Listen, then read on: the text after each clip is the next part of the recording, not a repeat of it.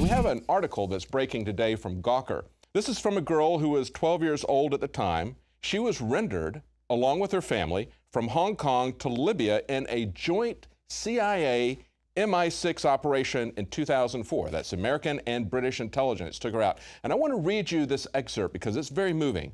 She said 2 different flights landed at the military airport in Libya just over a decade ago. The first was organized by the CIA and MI6, and on board that was a family of 6, surrounded by guards. The frightened children separated from their parents, the father chained to a seat in a rear compartment with a needle stuck in his arm. The second flight, only a couple of days later, carried Tony Blair in comfort on his way to shake hands and to do business with Colonel Gaddafi. I know about the first flight because I was one of the children. I know about the chains. I know about the needle because Sami al-Saadi, a longtime political opponent of Gaddafi, is my father. And I saw him in that state. I was 12 years old at the time, trying to keep younger brothers and my 6-year-old sister calm. She said they called her to the plane, the front of the plane, to say goodbye to her father, to see him in that state. She says, I remember the guards laughing before she fainted from the sight. And she says, the question is, are the American people going to be allowed to know about what happened to her, this 12-year-old, and her family?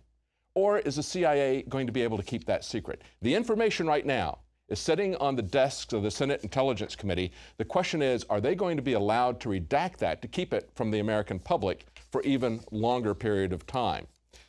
Think about what's going on with this. Henry Kissinger said that we don't have any permanent allies, only permanent interests. It appears that the government's interest is really to create chaos. They want us in a permanent state of chaos.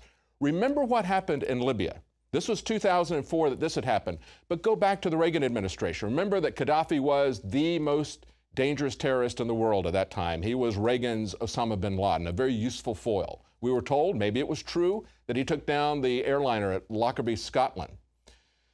We then bombed him. He then gave up his weapons. And then he became a client of the American police state. The CIA became his buddy.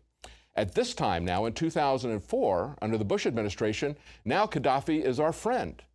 And they are taking people who had opposed him, people who were previously our allies, are now our enemies, just like in 1984. So they take this guy out with rendition, they stick needles in his arms, fly him out the dead of night back to his enemy, Gaddafi, and they take away his family. This is our American foreign policy. This is why everyone in the world hates us. And this is why we should be concerned about our rotting government.